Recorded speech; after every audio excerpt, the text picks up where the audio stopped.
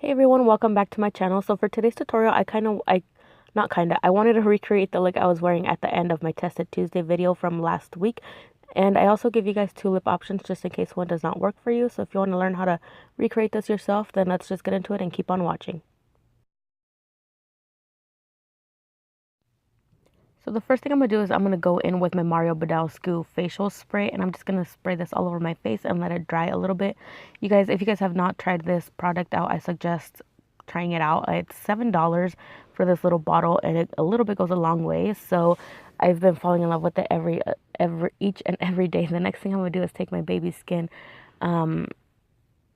primer, and then I'm going to put a little bit, like less than half of a pea size amount, just because I found like the less product I use on here, like the less my makeup moves around throughout the day. So I'm just going to pack this into the areas that I need the most help with, which are basically my cheeks, but I like applying it to my chin and forehead because I feel like that does something, and I'm not sure if it does or not, but it works for me.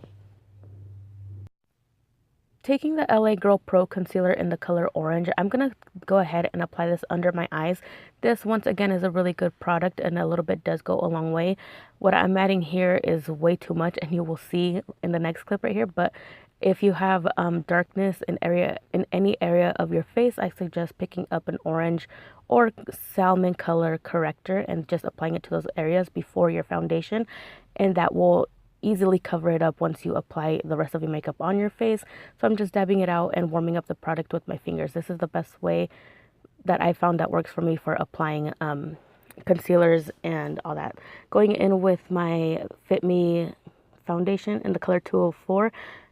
I'm gonna go ahead and stipple this all over my face.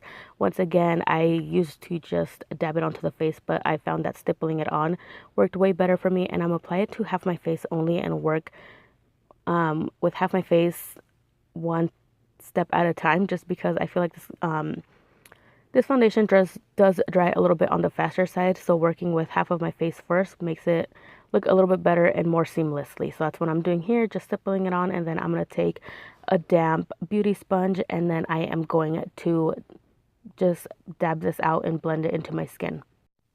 So I get asked a lot about this beauty sponge. I'm not sure the name of it, but I did pick it up at Walmart, and it is infused, I think it said with charcoal. So I mean, I don't see it making any difference with my skin, but that's just what I said. I will try to find the name of it and list it down below for you guys. Going in with my favorite full coverage concealer, it is the Master Conceal from Maybelline.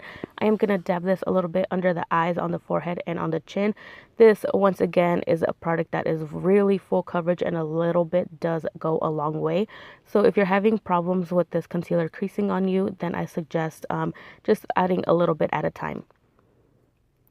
I'm going to blend this out with my fingers first, just so I could warm up the product and work it into the skin, so that way I don't lose a lot of product right away going straight in with any beauty blender. So I'm just going to tap this out into the areas that I applied it in, and I'm just going to let it warm up with my finger heat, and then blend it out with a beauty sponge. This little beauty sponge I picked up at Ulta. It is from the Ulta brand. Not sure the name of it once again, but I'm taking the butt side of it, and I'm just gonna blend this out using tapping motions, just like you would with a beauty blender. And if you see that you have a lot of product getting absorbed into the beauty blender or any beauty sponge you use, I suggest blending it out with your fingers first, and then warming up the product and moving it around, and then tapping it out with the beauty sponge. So then I'm going to take the Airspun powder. This is not the translucent one. I didn't realize that I didn't pick up the translucent one, and yes, it does make a big difference. This is the natural neutral, I think it is, and I could tell it's just not as good as the translucent one. So I'm just gonna slightly bake with this, but nothing too exaggerating like I would do like if I was doing an extreme look, just because my eyes are a little bit on the drier side this month. So I am gonna lightly apply this to my chin, forehead, and my under eyes, and then I'm gonna let it sit there for like a good 2 minutes, and then I'm gonna brush it off using a stipple brush. To bring a little bit more color back into my face, I am going to bronze up using a Maybelline powder in the color Caramel, I think it is. I will have it listed down below for you guys if you guys are interested. So I'm just going to hit this where the sun would naturally hit, which is my cheekbones, my temples, and my jawline. I'm going to further contour my face with the Wet n Wild contouring palette and the color, actually I don't know the color, but I'll have it listed down below again. So I'm just going to contour using my e.l.f. contouring brush, and this has been a lifesaver for me. So this is another product I suggest picking up. Taking my favorite highlight from Becca, it is a Champagne Pop, and I'm just going to hit the highest parts of my cheekbones, my forehead, the tip of my nose, and my chin. I also added the Milani Luminoso blush. You guys know I stopped using blush for like a good minute, and all of a sudden I just decided to do blush with this tutorial, and I actually like the way it looked. So I'm most likely going to be bringing blush back into my tutorials, but we will see. So going in with the eyes, I'm going to go in using my NYX eyeshadow base in the color Skin Tone. And I'm going to first apply this with a brush, and then I'm going to tap it out using my fingers so I could warm up the product and it could just melt into my eyes a little bit better. So that's what I am doing here.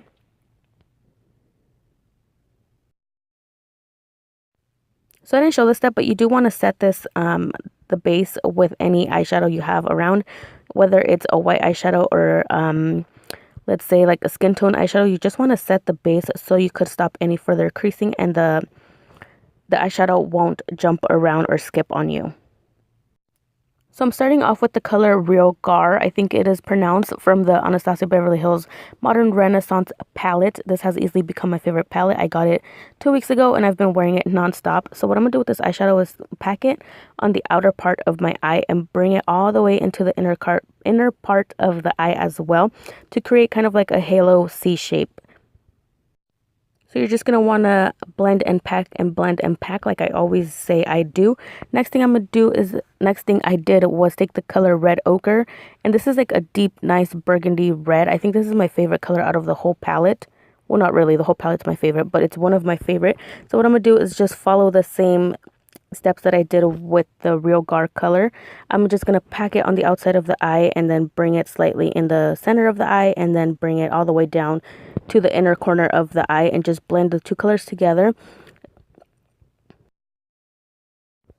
So what I'm doing here is I'm taking a little bit of Primavera and wetting this shadow, and this is going exactly in the center of my eye. The reason why you want to wet the brush before applying it directly to your eye is so it could look a little bit more intense. This color is intense on its own, but just adding a little bit of water, eye drops, or setting spray will bring it out that much more. So I'm just going to pack it into the eye and blend out the corners using my finger. So once again, you're going to want to use the packing and blending motion. I'm going to take the same eyeshadows I used on the top of the eye for the bottom lash line. So I'm going to go in with the color Burnt Orange, I think it was, first. And then I'm going to apply this to the inner and outer corner of the eyes. And then I'm going to go in with the Realgar color and doing the same steps. And then lastly, I'm going to take Red Ochre and doing the same thing over. So I'm just going to apply these 3 shades to the outer part of the eye and in the inner corner of the eye. And then for the center, I'm going to use the same Primavera shadow and just apply these and blend them out really good together. So if you want, you could add some black liner to the waterline. I went ahead and added a nude. You can't really tell, but that's just what I wanted. I wanted like a softer eye look.